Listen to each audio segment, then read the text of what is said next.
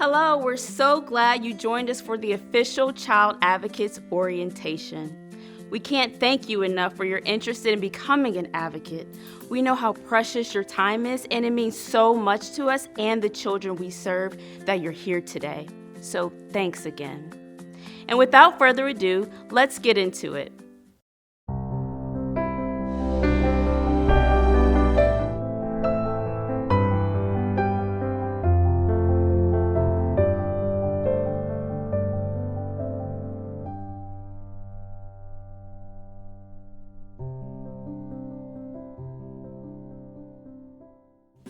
As you know, there are foster children all over Houston who don't have an adult in their life they can trust. They've been abused and neglected and are growing up without the stability and care every child deserves. At an age when they should be worried about multiplication tables or making new friends, they're worried about things grown adults would lose sleep over. And to make matters worse, every day, life-altering decisions are made on their behalf without knowing the full picture. This is where you come in. As an advocate, you'll be there for a child who would otherwise have no one on their side. Here's what we'll cover. Starting with who we are, then we'll walk through all the basics of becoming an advocate from A to Z and set you up with next steps. So what's our story? Child Advocates is a member of a national organization, the National Court-Appointed Special Advocates, or CASA, which started in Seattle in the 70s and quickly spread nationwide. Our organization, Child Advocates, started in 1984. Since then, we've trained thousands of advocates to be a voice for Houston's children in need. We're one of the largest and most active chapters, thanks to people like you. Our vision is simple.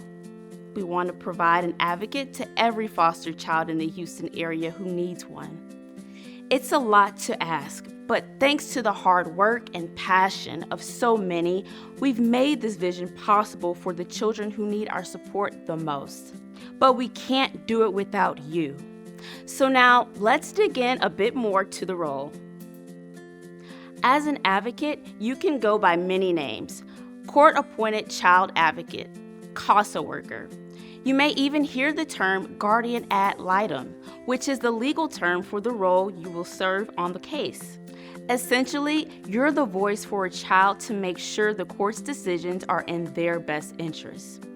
You may be wondering, how big of a time commitment is it to be an advocate? Every case is different. This role might require anywhere from 8 to 20 hours per month. Most volunteers have easily been able to balance this role with their full-time job and life commitments. And do not fear, you won't be doing it alone. At the start of each case, you'll be paired with someone on our staff called an advocacy coordinator, or AC for short. This person will be your go-to and your partner throughout the case. Your AC will help you identify the child's needs at the start and ensure they are safe and cared for. This means conducting interviews and check-ins with anyone who can tell you anything about the child's past. You'll spend time getting to know the child one-on-one and work with your AC to make sure their needs are met. Finally, you'll have the responsibility of being that guardian ad litem and testifying in court. This might sound intimidating, but don't worry, our team is there to support and guide you. Thanks to your care and hard work, the children we help almost always end up on a better, more hopeful path. We know that it can be a different type of volunteer role, and you might be asking yourself, can I do this? I know you can, but don't take my word for it. Here's what some of our advocates have to say. I would encourage anyone to become an advocate, just because you are helping a child, you're saving a child's life, you're looking out for someone in need. And to me, honestly, there's no greater thing I could do with my time than that. I decided to become an advocate this year because after years of thinking about it and having it in the back of my head, I just decided there's no time better than now. It doesn't take any particular skill set to do this. It doesn't take any expertise to do this. All it takes is a heart for children and wanting to make a difference and help a child that desperately needs our help. My coordinators have always been fantastic about providing that type of support and making themselves available, not just during business hours, but really at any time of the day. I know sometimes if I'm doing something related to child advocates on a Saturday or a Sunday, and I have a question, I can text them or call them, and they're available, above and beyond the 40-hour work week that I originally thought might constrict them into helping me, but they're there with me every single step of the way. I think it's value added if you're concerned about time taken away from your own family. It's going to be value added for you as a person to grow and learn and contribute, and it's even better for them to see that side of you. And perhaps your spouses or others in your family want to get involved somehow too. In fact, again, different events, shopping sprees and holiday parties, they can volunteer with those as well. I definitely feel supported with child advocates. The training was so helpful, and still the constant interaction with my supervisor. When I have questions, she's always available to answer them. Even if I feel like almost that I made a mistake or I didn't know, the right person to contact, I feel like I always have backup on where to go with getting information and getting information out to help the child that I'm working with. So I feel very supported by child advocates. Being an advocate is no more dangerous than really just going around, different parts of the city that you otherwise would. You certainly, reading a case file and seeing, these people's backgrounds kind of laid out in black and white, it can feel intimidating sometimes, and it certainly is something you just have to, be mentally on point for. But your advocacy coordinator will accompany you for sure on your first visit, and I've never had a situation where I felt like I couldn't handle it as an individual, or if I wasn't so sure about, going to visit or conduct a placement visit as an individual, I can call up my advocacy coordinator and, explain the situation to them, and they're the first person to say, oh, I'll go there with you, or, if it ever rose to it, let's defer visits until we, resolve whatever concerns I have. So I've definitely never felt in danger, if you Being a child advocate, you will make a difference. I tell folks that a lot of times we do make a huge difference just to be there for a kid, just to help a child through the process, just to be there to reassure them that someone cares about them. There's an adult out there that does care about them and wants to see that they do well, wants to see that they're safe, wants to see that they prosper. They don't always have a happy ending, but a lot of times they have a great ending, and that's why I keep doing what we're doing. Still with us? Good. Let's talk day-to-day duties of a volunteer advocate. Lots of your time will be spent in contact with the active parties on the case, including CPS caseworkers, parents, or even school counselors. That means getting enough info through email, phone calls, and some meetings. You will also keep things moving with the case. For example, the parents may agree to do certain things like maintaining stable employment or drug screenings.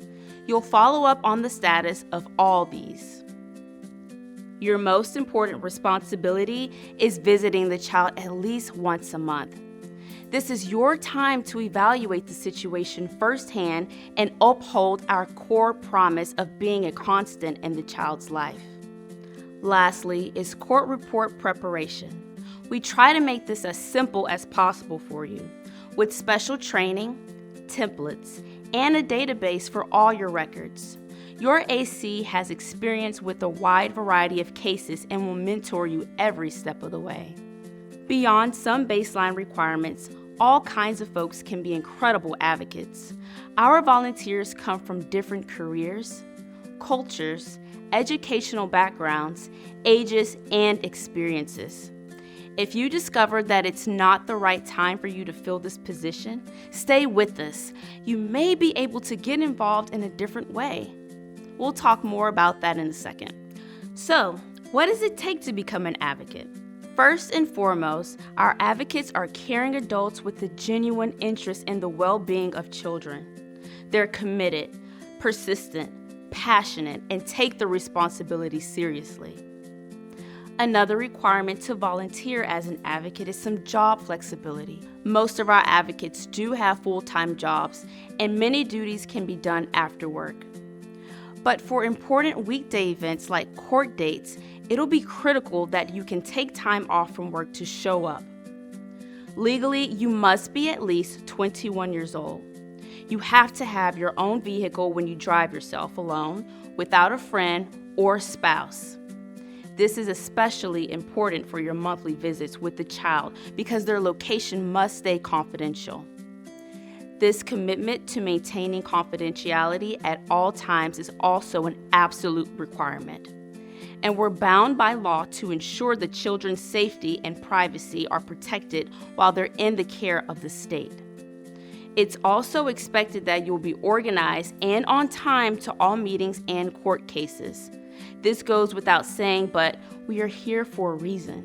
If you don't show up, we can't represent a child's best interests. Here are a few final requirements that may disqualify someone from a court-appointed advocate role. You must not have been involved in a lawsuit filed by CPS or the Department of Family and Protective Services. You may not work for an organization that would present a conflict of interest. You must not have been charged with a felony. You must not have been convicted of a misdemeanor or deferred adjudication. Don't worry though, conviction of a crime does not automatically exclude you from our program. We do assess everyone individually. Beyond the legal requirements, we recommend being very comfortable working and talking with a wide variety of people. You will encounter folks along the way with strong opinions and ideals. You must always walk into these situations with the pure intention to help as much as you're able. Your role in the case is completely objective. It's crucial that you can stay neutral, judgment-free, and professional in all your interactions related to the case. We promise to do the same.